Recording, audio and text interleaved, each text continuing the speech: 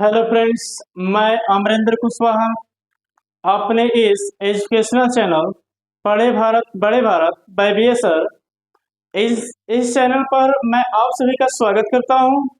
आज पुनः मैं अपना अगला टॉपिक अपने टेंस का प्रेजेंट परफेक्ट का सिंपल सेंटेंस हम लोग जो है कि स्टडी करेंगे। और इसी क्रम में हम लोग पीछे प्रेजेंट इंडेफिनिट प्रेजेंट कंटिन्यूअस को हम लोग जिस तरीके से अध्ययन किए हैं, ठीक उसी क्रम में आज प्रेजेंट परफेक्ट टेंस को अध्ययन करेंगे। और ये प्रेजेंट परफेक्ट टेंस में सबसे महत्वपूर्ण पॉइंट है आपका ये परिभाषा। अगर परिभाषा कंफर्म हो जाए तो मे बी के सीरीज में आप यहीं से हर चीज कंफर्म कर सकते हैं। तो इसका परिभाषा होता है वर्तमान काल में किसी सब्जेक्ट के द्वारा किसी कार्य का पूर्ण रूप से समाप्त होना पाया जाता है। मीन्स यहाँ पर ये देखेंगे कि सब्जेक्ट के द्वारा जो भी कार्य हो वह कार्य पूर्ण रूप से समाप्त होना पाया जाता है। तो उस स्थिति में यह वाक्य आपका हमेशा परफेक्ट में ही होता है, चाहे वो परफेक्ट प्रेजेंट का हो, पास्ट का हो या फ्यूचर का हो। आइए परिभाषा से कंफर्म करते हैं। मीन्स ये हो गया वर्तमान काल में किसी सब्जेक्ट के द्वारा किसी कार्य का पूर्ण रूप से समाप्त होना पाया जाता है। मीन्स सब्जेक्ट जो भी हो, हम कार्य को देखेंगे, कार्य पूर्ण रूप से समाप्त होता है। आइए इसका पहचान देखते हैं। मीन्स जिस हिंदी वाक्य के अंत में चुका है, चुके हैं, चुकी है आदि सब आता है। आगे अब इसको जो है कि हम पहचान से कंफर्म कर लेंगे कि मेरा वाक्य जो है कि जब भी आ जाए कि वाक्य के अंत में कि चुका है, चुके हैं, चुकी है आदि शब्द, तो हमें कंफर्म हो जाएंगे कि मेरा वाक्य जो है कि प्रेजेंट परफेक्ट में ही है। अब इसका जो है कि हम लोग नियम देखेंगे। आइए अपने नियम से जो है कि हम लोग संतुष्ट होते हैं कि जब भी हिंदी वाक्य के अंत में चुका है, चुके हैं, चुकी है शब्द आ जाता है तो ऐसे वाक्यों का अनुवाद करते समय सिंगुलर सब्जेक्ट के साथ सहायक क्रिया हैज और प्लूरल सब्जेक्ट के साथ हैव का प्रयोग करके मुख्य क्रिया का थर्ड फॉर्म लिखकर ऑब्जेक्ट लिखते हैं। इसमें बोल्डली आपको ये देखना है कि सिंगुलर सब्जेक्ट के साथ सहायक क्रिया हैज और प्लूरल सब्जेक्ट के साथ हैव का प्रयोग करके मुख्य क्रिया का थर्ड फॉर्म लिखते हैं। कब? जब सब्जेक्ट के द्वारा कार्य पूर्ण रूप से समाप्त हो गया हो। आइए जो है कि हम इसको रूल को यहां देखते हैं। सब्जेक्ट प्लस हैज या have plus V3 plus object plus ETC, ये मेरा हो गया रूल।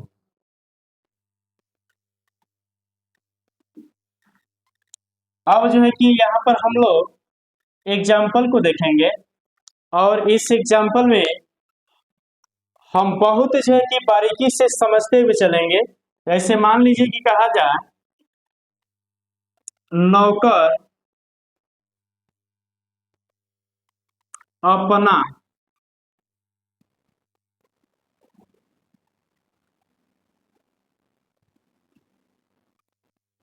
कार्य पूरा कर चुका है। नौकर अपना कार्य पूरा कर चुका है। अब यहाँ पर हम ये देखेंगे सब्जेक्ट के यानी नौकर के द्वारा जो भी कार्य हो रहा है, ये कार्य क्या हो गया है? पूरा हो गया है। और ये आपको यही चीज डेफिनेशन में बता दिया गया है कि वर्तमान काल में किसी सब्जेक्ट के द्वारा किसी कार्य का पूर्ण रूप से समाप्त होना पाया जाता है। और वही चीज यहाँ पर आपको देखने के लिए मिल रहा है। तो या तो आप इतना समझ करके आइए या आप एक ही लाइन में कंफर्म कर जाइए। पुनः इसको हम ट्रांसलेट करेंगे तो हो जाएगा। सबसे पहले हम लिखेंगे नौकर की अंग्रेजी मीन्स क्या हो जाएगा? सर्वेंट। सर्वेंट मीन्स नौकर। अब सर्वेंट के अकॉर्डिंग हम हेल्पिंग वर्ब ले लेंगे। तो आपको बताया गया है कि सिंगुलर नंबर सब्जेक्ट के साथ सहायक क्रिया हैज और प्लूरल नंबर सब्जेक्ट के साथ सहायक क्रिया हैव। ये चीजें अंडरलाइन कर दे रहे हैं आसानी से समझने के लिए। अब देखिए तो यहाँ पर सर्वेंट मीन्स नौकर एक ही है। सिंगुलर नंबर में हम सहायक क्रिया ले लेंगे हैज। सर्वेंट हैज, यहाँ पे कार्य क्या हुआ है, पूरा करने का, मीन्स पूरा कर चुका है, मीन्स पूरा करने का अर्थ होता है कंप्लीट। हम इसको V3 में करेंगे, कंप्लीटेड, सर्वेंट हैज कंप्लीटेड, नौकर ने पूरा कर लिया, क्या पूरा कर लिया है, अपना कार्य, means his work, his work means अपना कार्य पूरा कर लिया है। लगे हाथ और देख लीजिए, मेहमान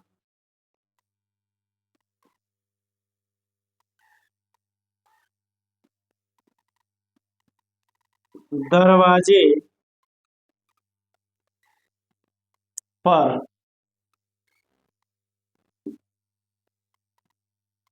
पहुंच चुके हैं,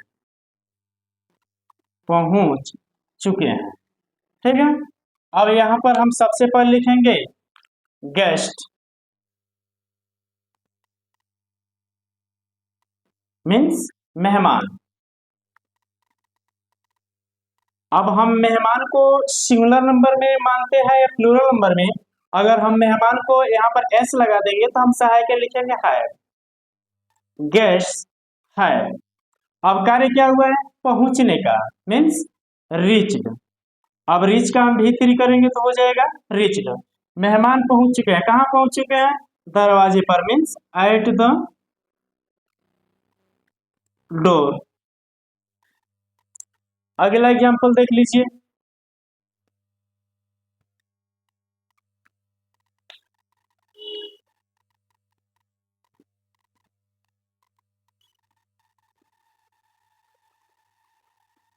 मेरा मित्र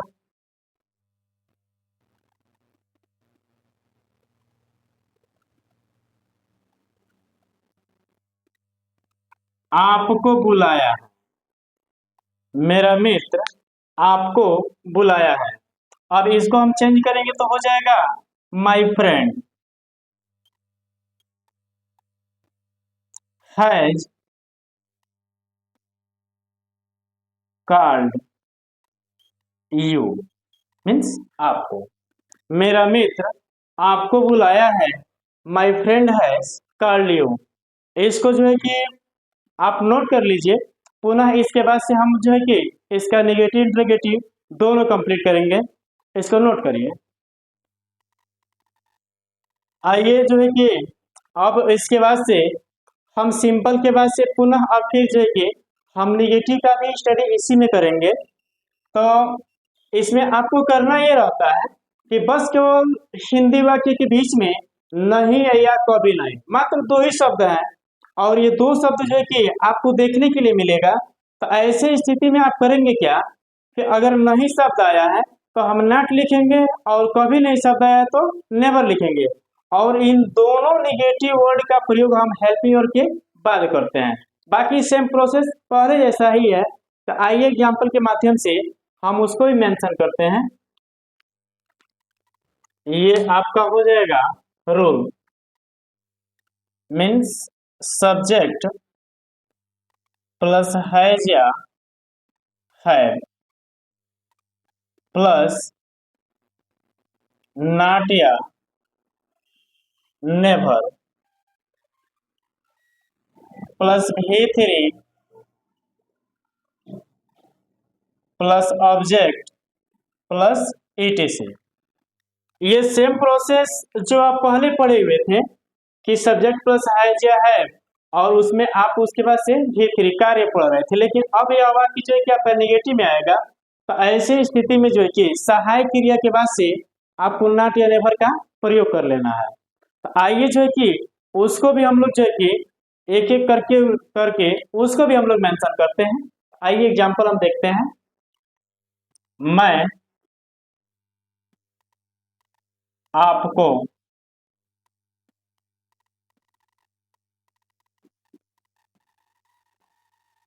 कभी नहीं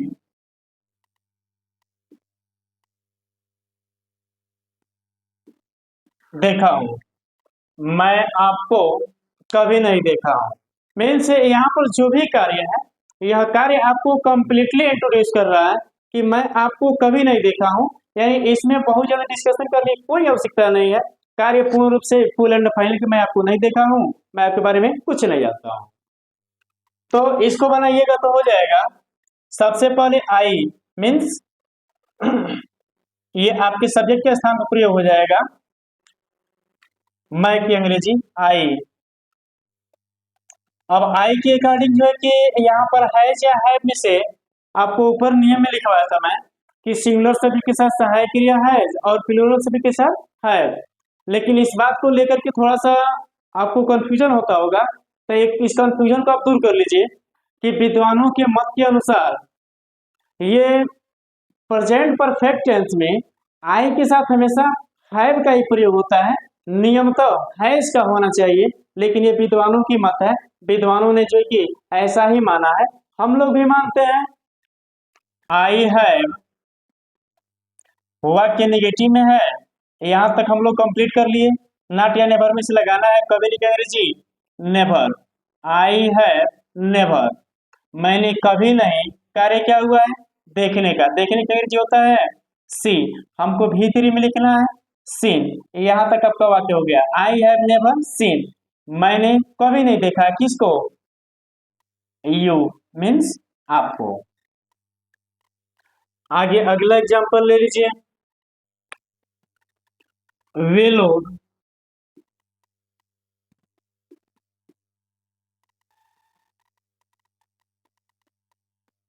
Agra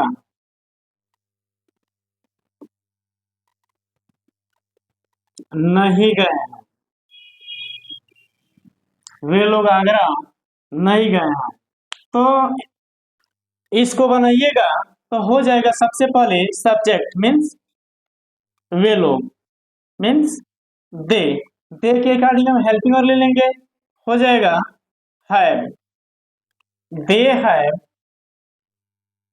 not gone to Agra. अगला एग्जांपल ले लीजिए।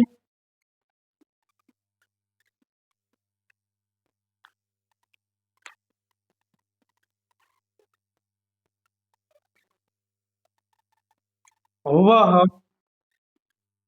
मुझे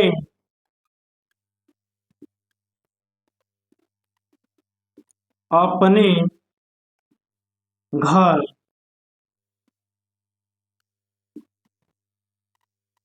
कभी नहीं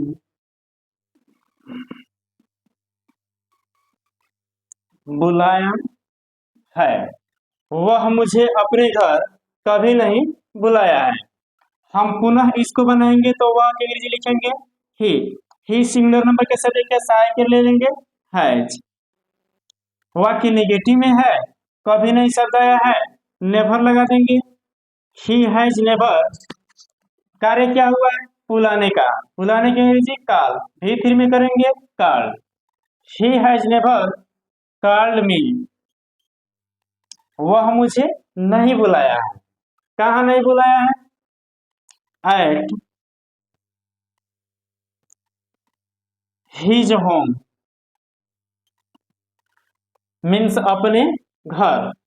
अगला एग्जांपल देख लीजिए। वह इस समय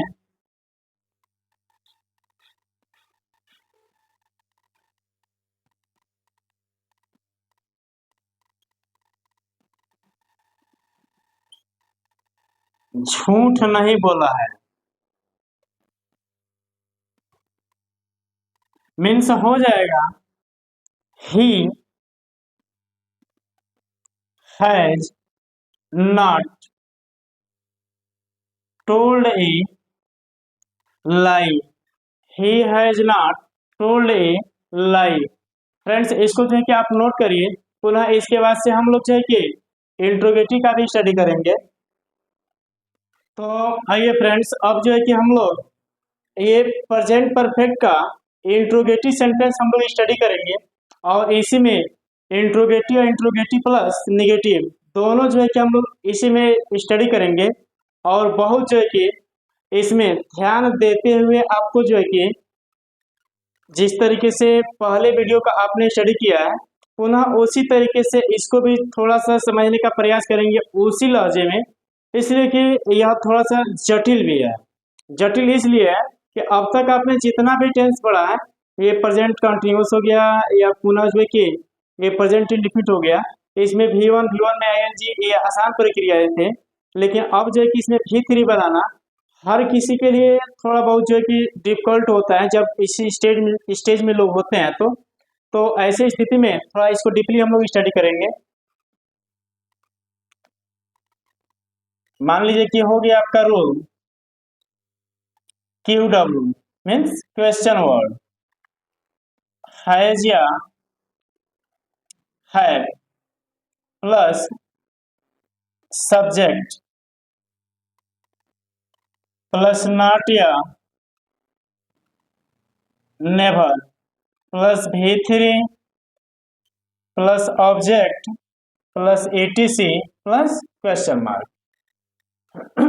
इस इंट्रोगेटिव सेंटेंस में सबसे महत्वपूर्ण बिंदु इसी पर लोग फोकस करते हैं कि आपने क्या बनाया नहीं बनाया, उसी हम तलाश तो बाद में करेंगे। क्या आपने ये साइन ऑफ इंट्रोगेशन का मार्क दिया है कि नहीं दिया है, इस बिंदु पर हमेशा फोकस की जाती है। तो आइए जो है कि पुनः हम इसको जो है कि मेंशन करते हैं एग्जाम्पल से। मान लीजिए कहा जाए लड़के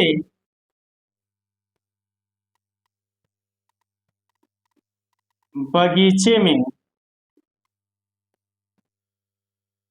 कब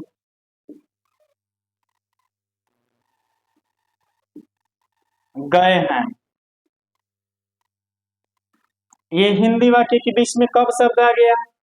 अब पुनः इसको हम ट्रांसलेट करेंगे तो ये सबसे पहले QW कब की अंग्रेजी लिखेंगे मीन्स व्हेन। व्हेन अब सब्जेक्ट के अकॉर्डिंग हमको हेल्पिंग और ले लेना है, तो इसमें सब्जेक्ट क्या है, लड़के मीन्स बॉयज, ढेर सारे लड़के हैं, हम हेल्पिंग और ले लेंगे हैव। व्हेन हैव बॉयज, वाक्य नेगेटिव में नहीं दिया गया है, छोड़ देंगे, आगे बढ़ेंगे। कार्य क्या हुआ है, जाने का, जाने की अंग्रेजी हो जाएगा V3 में गॉन। लड़के कब गए थे, कहा, बगीचे में मीन्स इनटू द गार्डन, और ये क्वेश्चन मार्क लगा देंगे। आगे लड़के आज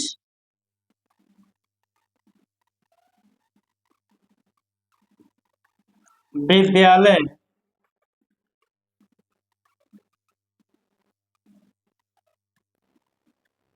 क्यों नहीं गए हैं। लड़के आज विद्यालय क्यों नहीं गए हैं, तो ऐसी स्थिति में जो है कि हम सबसे पहले क्यों शब्द की अंग्रेजी लिखेंगे व्हाई। अब लड़के के अकॉर्डिंग हेल्पिंग वर्ब ले लेंगे तो हो जाएगा हैव। व्हाई हैव बॉयज, वाक्य निगेटिव में है not. Gone to school today, ये क्वेश्चन मार्क लगा देंगे। अगला एग्जांपल ले लीजिए, क्या लड़कियां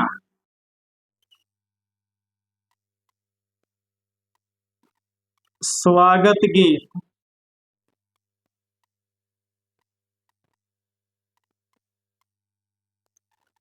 गा चुकी हैं। क्या लड़कियां स्वागत गीत गा चुकी हैं।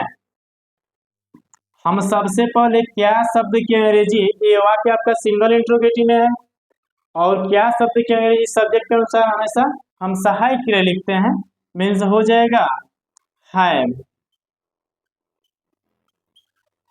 Have girls